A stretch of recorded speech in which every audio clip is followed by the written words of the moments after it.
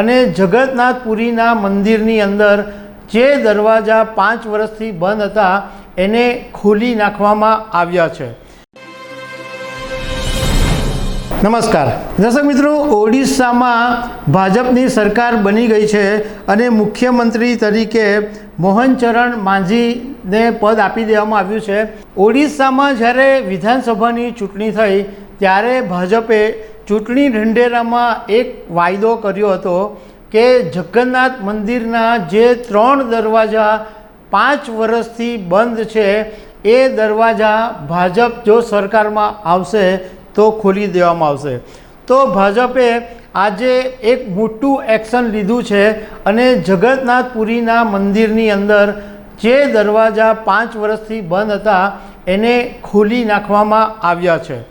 તો આ દરવાજાના મહત્ત્વ વિશે હું તમારી સાથે વાત કરીશ। મારું નામ રાજેશ શાહ છે અને તમે જોઈ રહ્યા છો ખબરછે.com।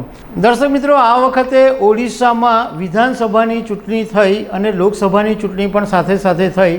તો ત્યારે પ્રધાનમંત્રી નરેન્દ્ર મોદી ઓડિશામાં પ્રચાર કરવા ગયા ત્યારે એમણે એવું કીધું હતું કે ભગવાન જગન્નાથના જે રત્ન ભંડારની ચાવી છે એ ગુમ છે અને એ ચાવી ક્યાં ગઈ છે કોઈને ખબર નથી, કદાચ ચેન્નાઈ ગઈ છે, એવું પ્રધાનમંત્રી નરેન્દ્ર મોદીએ એમના નિવેદનમાં વાત કરી હતી।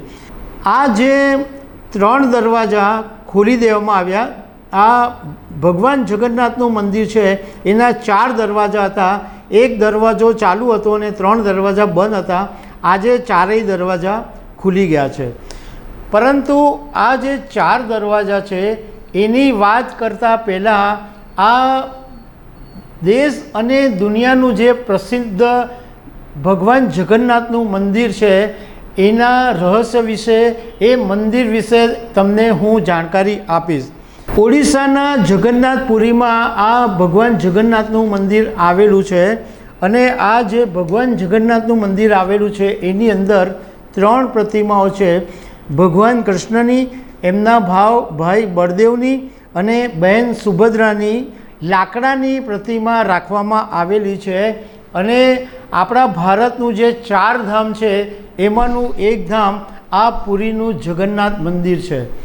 મંદિરનું જે નિર્માણ છે એ ગંગ વંશના રાજા અનંતવર્મન ચોળગેંગે 12મી સદીમાં કરાવ્યું હતું।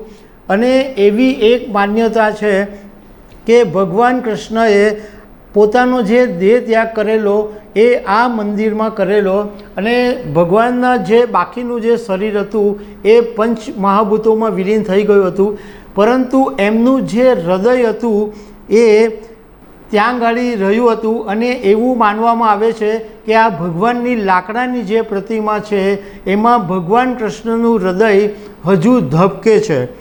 એવું ભક્તોનું કહેવું છે કે જ્યારે સિંહ દ્વારમાંથી તમે જગન્નાથપુરી મંદિરમાં પ્રવેશો ત્યારે તમે આ સિંહ દ્વાર પર પગલાં પાડો એ પહેલાં તમને સમુદ્ર લહેરોની અવાજ સંભળાય, પણ જેવો તમે આ સિંહ દ્વાર છે એની અંદર તમે પગ મૂકો એની સાથે ઓટોમેટિક સમુદ્રની જે લહેર છે એનો અવાજ બિલકુલ બંધ થઈ જાય છે, એવું ભક્તોની માન્યતા છે।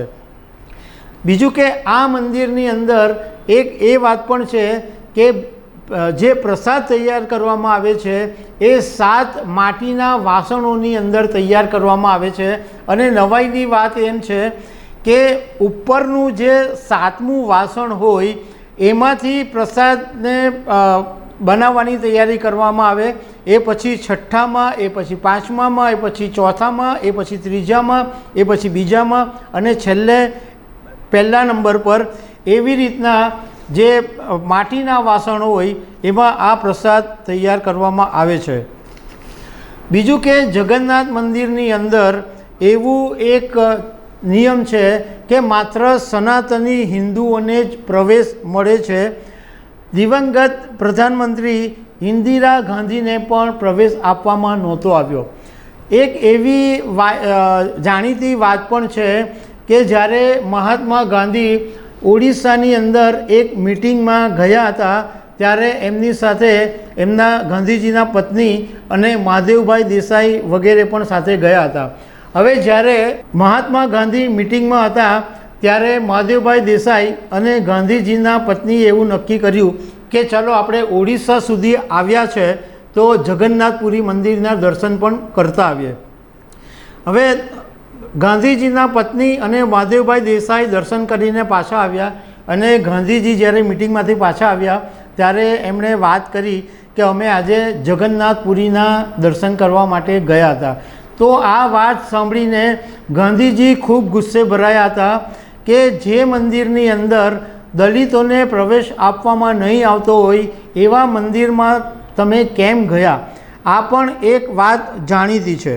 બીજું કે આ મંદિરની અંદર એક એવી પણ માન્યતા છે કે આ જે મૂર્તિ છે એની અંદર કોઈ બ્રહ્મ પદાર્થ છે. એને કારણે દર 12 વર્ષે મૂર્તિને બદલી નાખવામાં આવે છે અને જ્યારે મૂર્તિ બદલવામાં આવે અને નવી મૂર્તિની અંદર બ્રહ્મ પદાર્થ સામેલ કરવામાં આવે એ વખતે વીજળી કાપી નાખવામાં આવે છે. એટલે આ બ્રહ્મ પદાર્થ વિશે કોઈને પણ જાણકારી મળતી નથી. હવે તમને એ વાત કરીએ કે આ જે 4 દ્વાર છે, જે 4 દરવાજા છે એ 3 વર્ષથી બંધ હતા.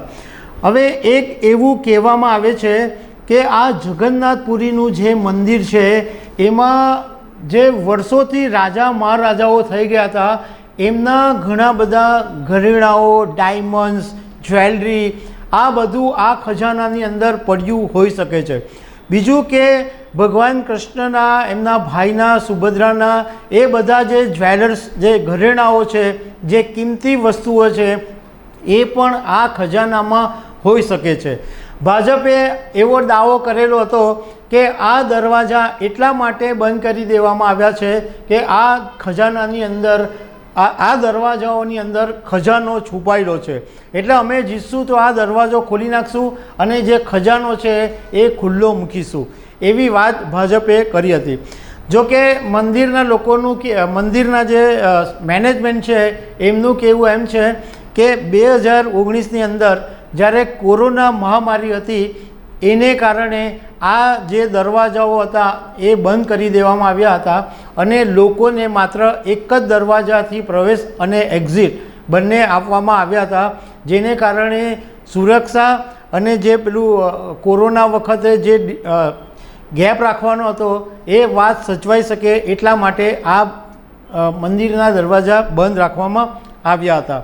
મૂળ વાત એ છે, ભાજપના લોકો પણ એવો આક્ષેપ કરે છે કે આ વાતને 5 વર્ષ થઈ ગયા તો પણ તમે દરવાજા કેમ નહીં ખોલ્યા? હવે જે જગન્નાથપુરીના જે 4 દરવાજા છે એની પણ ઇન્ટરેસ્ટિંગ સ્ટોરી છે. આ 4 દરવાજાઓના જે નામ છે એ પ્રાણીઓના નામ પરથી આપવામાં આવેલા છે. એમાં એક દરવાજો છે એનું નામ છે સિંહ દ્વાર, બીજીનું વ્યાઘ દ્વાર, ત્રીજુનું હસ્તી દ્વાર અને ચોથાનું અશ્વદ્વાર. એટલે આ 4 પ્રાણીઓના નામ ઉપરથી દરવાજાના નામ આપવામાં આવ્યા છે. અને અત્યાર સુધી જે એક દરવાજો ખુલ્લો રાખવામાં આવ્યો હતો એ દરવાજો હતો સિંહ દ્વાર. હવે આ સિંહ દ્વાર છે એ મંદિરની પૂર્વ દિશામાં આવેલો છે અને સિંહના નામ ઉપરથી છે.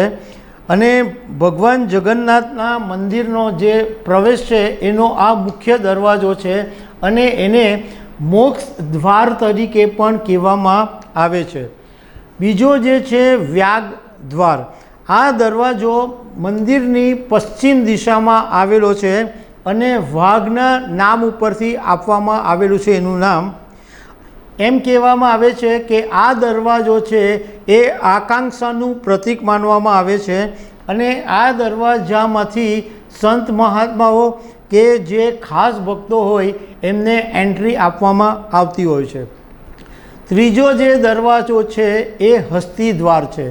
એ મંદિરની ઉત્તર દિશામાં આવેલો છે અને હાથીના નામ ઉપરથી આ દરવાજાનું નામ હસ્તી દ્વાર આપવામાં આવેલું છે. એવું માનવામાં આવે છે કે હાથીને ધનના દેવી લક્ષ્મીનું વાહન માનવામાં આવે છે અને આ દ્વાર ઉપર બંને તરફ હાથીની કૃતિ બનાવવામાં આવી છે અને જ્યારે મુગલ કાળની અંદર આ જગન્નાથપુરીના મંદિર ઉપર હુમલા થયા હતા ત્યારે આ જે હાથીની જે પ્રતિમા હતી એને ક્ષતિગ્રસ્ત કરી દેવામાં આવી હતી. ચોથો જે દરવાજો છે એ અશ્વદ્વાર છે. આ જે દરવાજો છે એ મંદિરની દક્ષિણ દિશામાં આવેલો છે અને ઘોડાના નામ ઉપરથી એને નામ આપવામાં આવ્યું છે. આ દરવાજાને વિજય દ્વાર પણ કહેવામાં આવે છે, કારણ કે એવી માન્યતા છે કે જ્યારે યોદ્ધાઓ યુદ્ધમાં જતા હતા ત્યારે આ દરવાજાનો ઉપયોગ કરતા હતા. તો દર્શક મિત્રો, હવે ભાજપે આજે આ દરવાજા ખોલી નાખ્યા છે એટલે જગન્નાથપુરીના હવે 4 દરવાજામાંથી લોકોને પ્રવેશ મળી શકશે. તો દર્શક મિત્રો, આવી અનેક વાતો સાથે અમે તમને મળતા રહીશું. Thank you very much.